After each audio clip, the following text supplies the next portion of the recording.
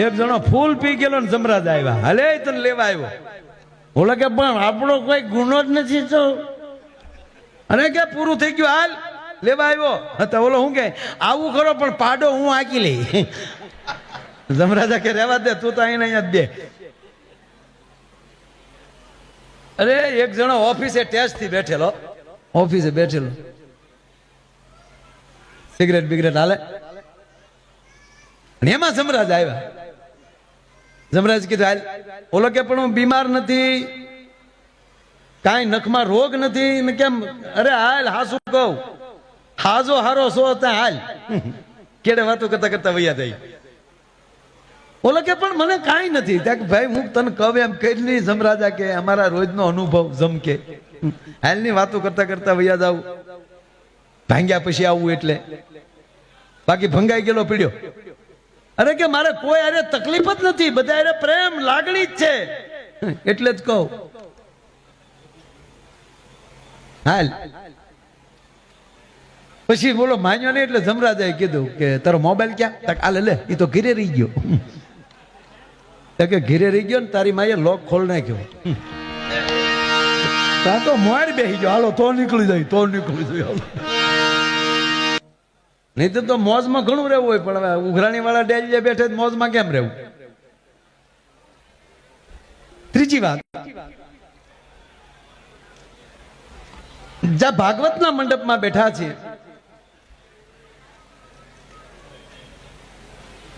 તો ભાગવતમાં ભાગવતની 3 કથા આવે.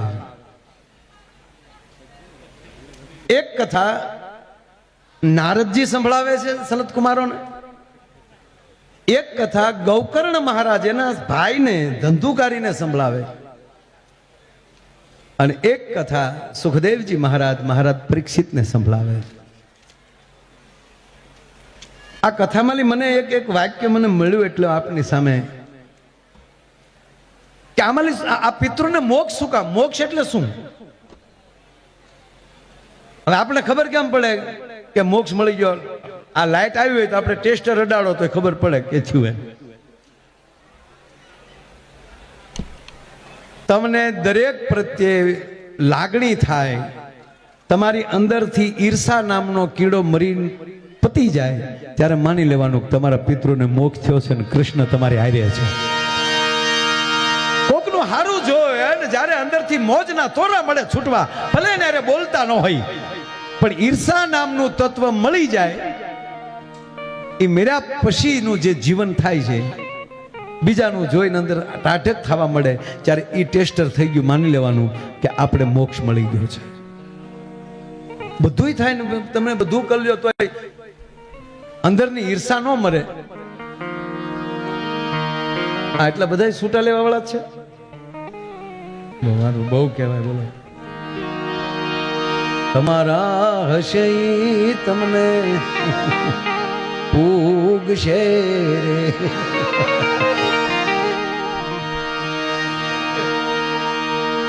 ખરેખર આ જેટલા કિલોમીટર કાપીને આવ્યા ને એટલી સવાયનું કરવાની છે આપણે. વાત એ કરવી, બાકી તમે હરિદ્વાર જાઓ ને ન્યાલી જો માણા પાછો વહી આવતો હોય, એક જણો અંગૂઠો પગનો અંગૂઠો ગંગામાં બોળીને એટલું કીધું કે નાવ તો એટલી વાર લાગે, બાકી નથી નાવવું. હવે અહીંયા સોમાહા સિવા નો નાતા હોય ટાઢા પાણીએ ન્યા ગંગામાં ડે કોઈ દી. તમે ગંગામાં નાવ કે ન નાવ સાહેબ, પણ આવી વાણીમાં જો આપણે આજે ભાગવતની કથા છે એ પણ એ વાણી એ ગંગા છે. એટલે જ આપણે ભાગવત કથામાં ઉપર લખવામાં આવે કે કથાનું અમૃત પાન કરવા પધારજો, કથા સાંભળવા પધારજો એમ નહીં, કથાનું અમૃત પાન કરવા માટે પધારજો. શું કામ? આ કથા પીવાની હોય છે. પણ અંદર એક કથા મને બહુ ગમે છે. પ્રથમ જ કથા છે.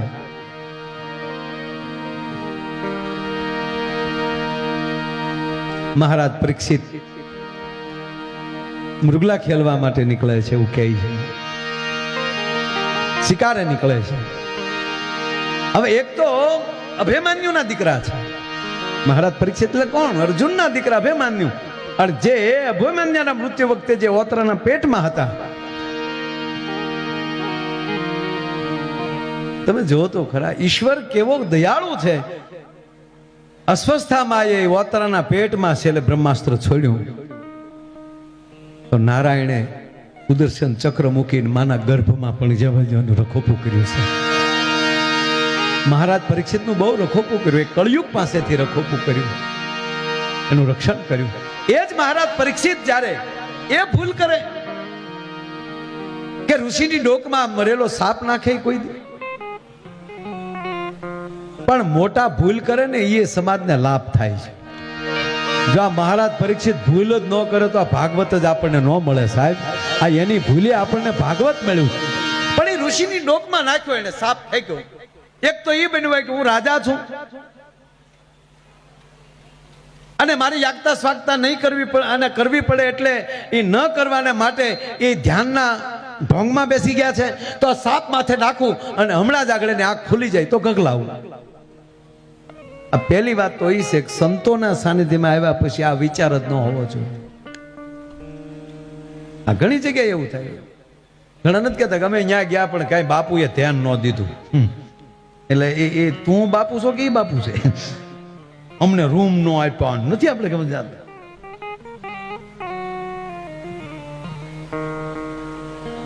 તારે સેવા કરવાની છે કે સેવા લેવાની છે? આવી રીતે મહારાજ પરીક્ષિત નામ કદાચ મનમાં એવું થયું કે મારી યાગતા સ્વાગતા એને ન કરે એટલે આ ધ્યાનનો અને સમાધિનો ઢોંગ કરે છે, માટે સાપ ફેંક્યો. ભાલા ઉપર સાપ લઈ અને જ્યાં ફેંક્યો. આ વાત સાંભળવા જેવી છે, મને અંદરથી ઉગી એટલે વાત કરું. ઋષિએ આંખ ન ખોલી સાહેબ, આપણે ધ્યાન રાખો. એ બધું આજા મને બહુ ઓલું થાય છે, પણ હું સમજુ છું. તમે એટલી બધી બોળી સંખ્યામાં બેઠા છો બાપ. માણસ પાસે અત્યારે કિંમતીમાં કિંમતી હોય તો સમય છે, એ સમય તમે આપીને બેઠા હો એટલે અમને એ એક આનંદ હોય છે મારા વાલા, કે અત્યારે આપ એવી મોજથી બેઠા છો એટલે અહીંયા ધ્યાન આપજો થોડું. બહુ સરસ વાત છે, વાત અડધી થઈ ગઈ છે.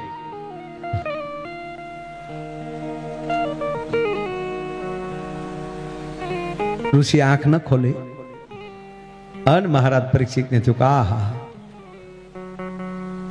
હું પાંડવ પુત્ર અભિમન્યુ જેવો મારો બાપ, અર્જુન જેવો મારો દાદો, અને મેં ઉઠીને એક ઋષિના ડોકમાં સાપ નાખ્યો. પસ્તાવાનો પાર ન રહ્યો. માણસને નીકળી જાય છે. અને બન્યું એવું કે ઋષિનો દીકરો નદીએ છે, નદીએ સ્નાન કરે છે. ત્યાં કોઈએ કીધું કે તારા પિતાની ડોકમાં કોકે મરેલો સાપ નાખ્યો છે. અને આવી ઋષિના દીકરાએ આમ જોયું અને સીધું હાથમાં જળ લઈ લીધું, ક્રોધિત થઈ કે જેણે મારા પિતાની ડોકમાં મરેલો સાપ નાખ્યો હોય એને 7મા દિવસે તક્ષત કરડજો. અને ઋષિની આંખ ખુલી ગઈ. મારા બાપ, મારે વાત ઈ કરવી છે, સાપ ડોકમાં આવ્યો તો ઋષિ આંખ ન ખોલી. એનો અર્થ આપણે જીવનમાં ગાંઠ વાળવા જેવો છે કે બીજા ભૂલ કરે ને ત્યારે આપણે આંખું ખોલવાની જરૂર નથી. નકર માથે સાપ નાખ્યો છે, રાજાએ પેલા હાદે કર્યા છે, અવાજ કર્યો છે, છતાં એને આંખ ન ખોલી. મરેલો સાપ ડોકમાં આવ્યો તોય એને આંખ ન ખોલી. તો ઋષિ એવું કહેવા માંગે છે કે બીજા ભૂલ કરે, બીજા તો આપણી માથે ઝેર નાખ્યા કરે, એમાં આંખ ખોલવાની જરૂર નથી. પણ પૈડનો દીકરો ભૂલ કરે ત્યારે બાપની આંખ ખુલી જવી જોઈએ છે. એ ઋષિના દીકરાએ જે શ્રાપ દીધો અને આંખ ખુલી ગઈ, એટલું કીધું કે એ દીકરા, તે કોને શ્રાપ આપ્યો? મને ધ્યાનમાં બધી ખબર હતી કોણ હતું. લાખોને શ્રાપ દેવાય બેટા, પણ લાખોના પાલનહારને શ્રાપ ન દેવાય. મહારાજ પરીક્ષિત હતા. તમે સાંભળજો કે પાછા એ જ પાંડવ પુત્ર કેવો કે ઋષિ ને ઋષિનો દીકરો બે આવીને ઉભા રહીને કહે છે કે મહારાજ માફ કરજો, આપ મારા આશ્રમમાં આવ્યા અને મારા દીકરાએ ભૂલ કરી. શું કીધું? તમે આવું કર્યું, મારે દીકરા કર્યું એમ નહીં, મારે દીકરે ભૂલ કરી, તમને શ્રાપ આપી દીધો. પરીક્ષિત શું બોલ્યા ખબર? મહારાજ ચિંતા ન કરો, એ શ્રાપને લાયક છું હું પાંડવનો દીકરો, મારાથી આ ભૂલ ન કરાય. એ ભૂલ કરી તમારા દીકરાને બિલકુલ ઠપકો ન દેશો. તમારા દીકરાએ શ્રાપ દીધો એને લાયક છું, પણ કૃપા કરીને કહો કે હવે મારે રસ્તો શું કરવો? હાથ દી છે તમારી પાસે. ગંગાના ઘાટ ઉપર સુખદેવજી મહારાજ પાસે વ્યા ગયા અને 7 દિવસની જે કથા થઈ એ કથા આપણે 7 દિવસ આ ભાગવત મળ્યા છે. અને ત્રીજી વાત એ છે કે આપણે જેટલા બેઠા આમાં કોઈ 8મા દિવસમાં નથી. કા સોમવારે, કા મંગળવારે, કા બુધવારે, કા ગુરુવારે, કા શુક્રવારે, કા શનિવારે, ન્યા રજા છે નહીં, રવિવારે બહુ ઉપડી જાય.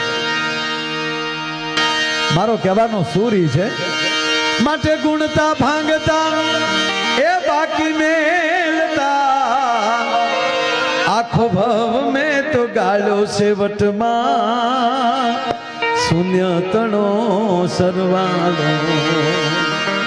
એ શૂન્ય તણો સરવાળો જીવનનો ન કરવો હોય તો આવા ઉજળા કાર્યમાં ઓહોમ કરીને કૂદીએ સાહેબ. અને એના માટે શું મારે 2-3 વાતો તમને આનંદ જ્યાં સુધી આપને અનુકૂળ હોય ત્યાં સુધી આપણે હું આપણે તો અનુકૂળ જ હોય ને આપણે આપણે આનંદ આવે ત્યાં સુધી બધા એને સાંભળવાના છે. પણ કાયમ એક વાત કરું છું ને ત્યારે કહું, તમારું હટાણું હરીની હાટડીનું થવું જોઈએ. કારણ કે ભગવાન એમ નહીં મળી જાય. એને ગોતવા જાવ તો જડે નહીં ગોત્યો, ઈ છે ગહન ગોવિંદો રે. એને ગોતવા જાવ તો જડે નહીં ગોત્યો, બાપ ઈ છે ગહન ગોવિંદો રે. પણ હરિભક્તોને હેજી હાથ વગો છે. હરિભક્તોને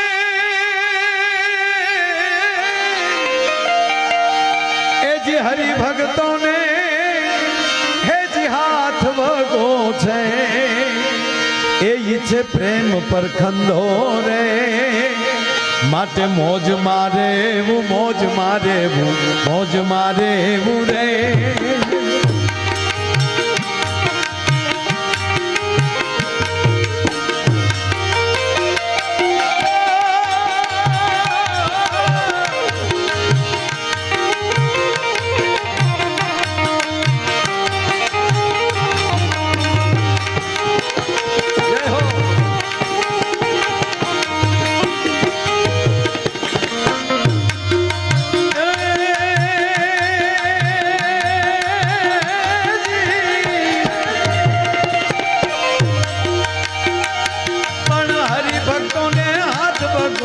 પ્રેમ પર ખંડો રે વાલીડા મોજ મારે, મોજ મારે,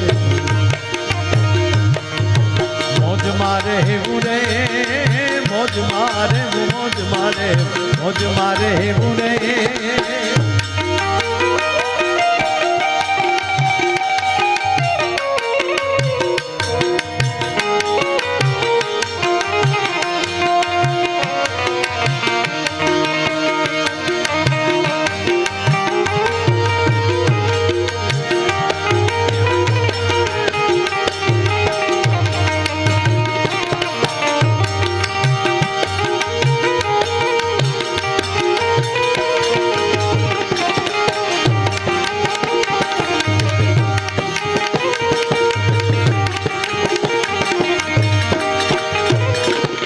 મજા એવી છે પણ જો નિકાલ દે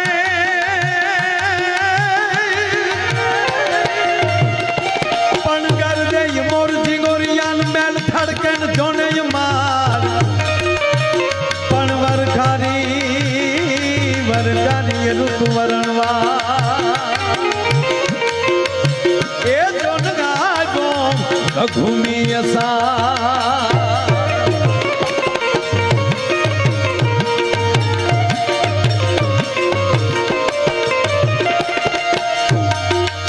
ચોમાસામાં ફૂલના તું દ્રશ્ય કંઈક જુદું હોય.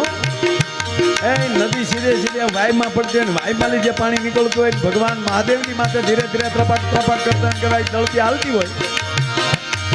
અસાટ કો ઘૂમીએ લૂમીએ પર આદળ જયવાળ સોવાળિયા મગલાર માં લાડ ગાહે નીલ ચલે ન ચલે નળિયા.